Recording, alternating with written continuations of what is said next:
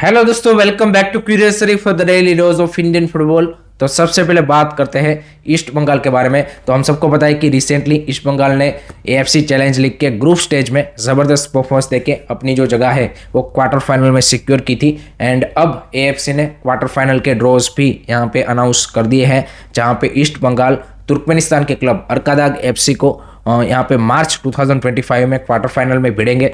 And ये double leg मुकाबला होगा, होम एंड अवे बेसिस पे खेला जाएगा। पहला जो लेग होगा वो यहाँ पे ईस्ट बंगाल के लिए होम लेग होगा 5 मार्च 2025 को, वो यहाँ पे कोलकाता में खेलेंगे। And then they will play the return leg in Turkmenistan. And अगर हम अरकादाग एफसी की बात करें तो नो डाउट तुर्कमेनिस्तान का टॉप क्लब है एंड रिसेंटली उन्होंने ज़बरदस्त सक्सेस भी वहाँ पे हासिल की है। आई थिंक लास्ट सीजन उन्होंने जो तुर्कमेनिस्तान की लीग है वो विथाउट लूजिंग एनी मैच यहाँ पे अपने नाम की थी। तो definitely it's going to be a tough challenge, but एक अपॉर्चुनिटी भी है ईस्ट बंगाल के पास, क्योंकि स्कोर भी उनकी यहाँ पे ज़बरदस्त है। एंड क्योंकि अब मार्च में क्वार्टर फाइनल होने वाले हैं तो आपके पास 4-5 महीने का बीच में टाइम है। यहाँ पे विंटर ट्रांसफर विंडो भी आ रही है, तो उसमें वो कुछ फॉरेनर्स जो यहाँ पे एट द मोमेंट उतना अच्छा परफॉर्मेंस नहीं दे रहे हैं, तो उनको यहाँ पे रिप्लेस करके बाकी फॉरेनर्स को भी वो साइन कर सकते हैं एंड अपनी स्कोर को और ज़्यादा बूस्ट कर सकते हैं, ताकि यहाँ पे सेमीफाइनल या फिर इवन फाइनल तक पहुँचने की उनके पास अपॉर्चुनिटी है।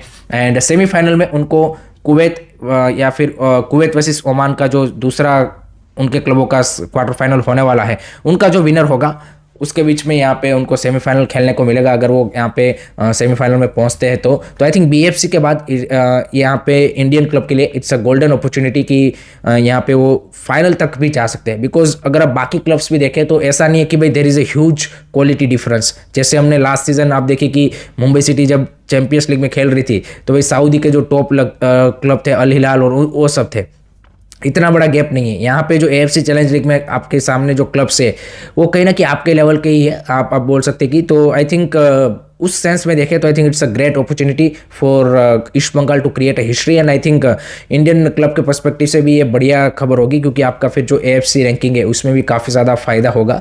So let me know guys, आप क्या सोचते हो, आपको क्या लगता है कि कहाँ तक ईस्ट बंगाल इस बार जो एएफसी चैलेंज लीग है उसमें जा सकता है? कमेंट सेक्शन में अपने ओपिनियन जरूर बताइए। ईस्ट बंगाल की बात की है तो अब उनके आर्क राइवल मोहन बगान की भी बात कर लेते हैं। एंड उनका भी फाइनली AFC SCL 2 का जो फ्यूचर है वो क्लियर हो चुका है एंड फाइनल जजमेंट AFC की ओर से आ चुका है।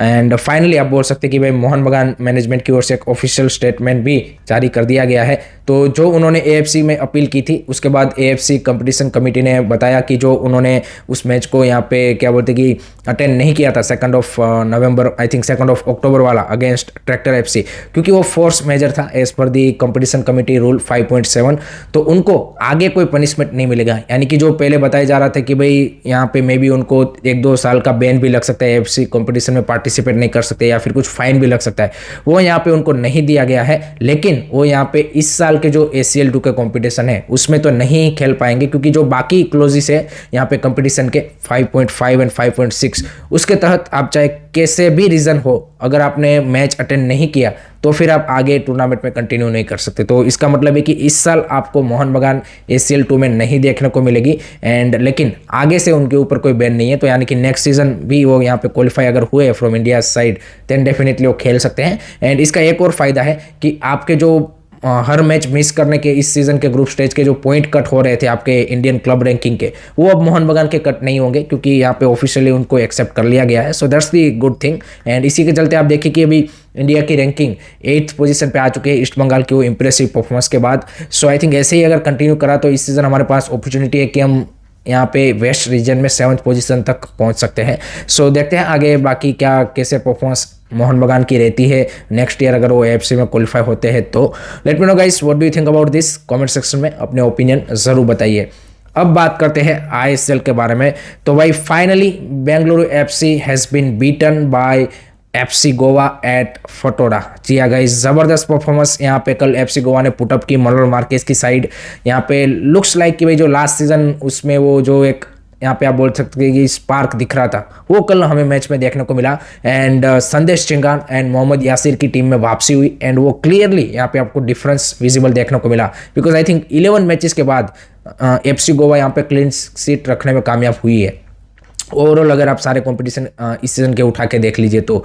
एंड अगर आप आईएसएल की भी बात करें तो आप देखिए पिछले 6 मैचेस में जो उन्होंने खेले उसमें वो क्लीन शीट नहीं रख पाए थे, बट आज देखिए ऋतिक तिवारी को उन्होंने स्टार्ट किया कटिमनी की जगह पे, तो उन्होंने भी जबरदस्त परफॉर्मेंस दी। संदेश सिंघार एंड ओडे वनादिया की जो सेंटर बैक पेयर है, they are you can say कि दोनों एक दूसरे को आप देखिए कि जिस तरह से सपोर्ट करते हैं, कम्युनिकेशन है, एंड जिस तरह से आप देखिए स्पेसिस को कवर करते हैं, वो क्लियरली विजिबल हो रहा था कि भाई बीएफसी के पास उतने क्लियर कट चांसेस या फिर उतना इजीली उनको ओपन अप नहीं कर पा रहे थे। तो I think that's the big boost for Manolo Marquez. And front line में अरमांदो सादी को भी आपको डेफिनेटली गोल स्कोर करके देगा ही देगा, जिस तरह से पहला गोल उनका आया। दूसरा आप देखिए कि ब्राइसन फर्नांडिस का भाई जबरदस्त, that was a beautiful chip, no doubt. यहाँ पे गुरप्रीत सिंह संधू ने मिस्टेक की, यहाँ पे पीछे से अरमांदो सादी को ने उनको प्रेस किया, बॉल लूज कर दी उन्होंने, but that was a really good chip from the Brison Fernandes. And then यहाँ पे लास्ट में जो देजान द्रेजिस का गोल आया वो भी काफ़ी बढ़िया था। तो भाई एक कंफर्टेबल 3-0 की victory against the you can say कि league's table top team. I think that's the really confidence booster for Manolo Marquez side.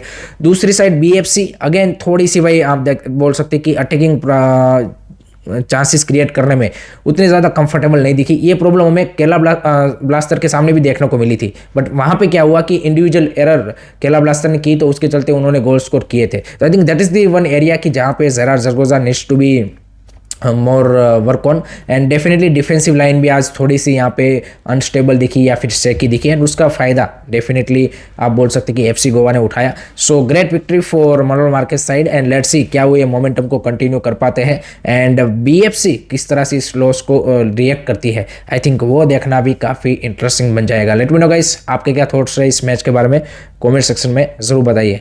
अब बात करते हैं आज के डबल हेडर मुकाबले के बारे में। तो भाई धमाकेदार 2 मैचेस है। पहला मैच है north east United FC versus Odisha FC. North east हम सबको पता है कि ग्रेट फॉर्म के साथ आ रही है Pedro Benali's side, and comfortable victories हासिल करके आ रही है with a good you can say कि गोल मार्जिन।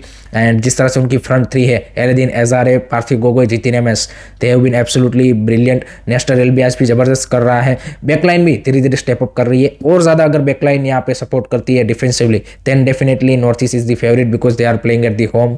दूसरी साइड अगर हम ओडिशा एफसी की बात करें तो वो भी अवे में मुंबई के सामने ड्रॉ खेल के आ रहे हैं। So I think Sergio Lobera की साइड के पास भी वो कॉन्फिडेंस होगा डेफिनेटली।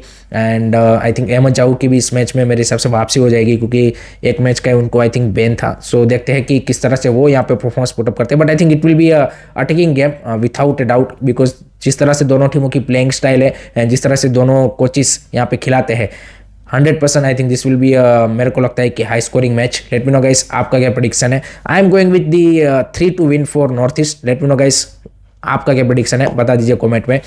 लास्ट में बात करते हैं दूसरे मैच के बारे में, जो कि है Mumbai city FC versus Kerala blaster. Mumbai city हम सबको पता है कि इस सीजन स्ट्रगल कर रही है in terms of the grinding the result. मैं ये नहीं बोलूंगा कि परफॉर्मेंस में उतना ज़्यादा डिप आया है compare to last season. I think they are creating lot of chances, यहाँ पे वो सब कुछ हो रहा है। इट जस्ट अबाउट कि आप रिजल्ट ग्राइंड नहीं कर पा रहे, आप क्रंच मोमेंट में अपने आप को सही तरीके से यहाँ पे हैंडल नहीं कर पा रहे, एंड जो चांसेस है उसको कन्वर्ट नहीं कर पा रहे। दूसरी साइड केरला ब्लास्टर की बात करें तो भाई उनके जो आर्क राइवल है बीएफसी के सामने इस तरह की हार के बाद definitely they also want to bounce back. I think Noah Sadaoui भी अब वापसी कर चुके हैं, so that's the good news for them, जो कि लास्ट मैच में नहीं थे।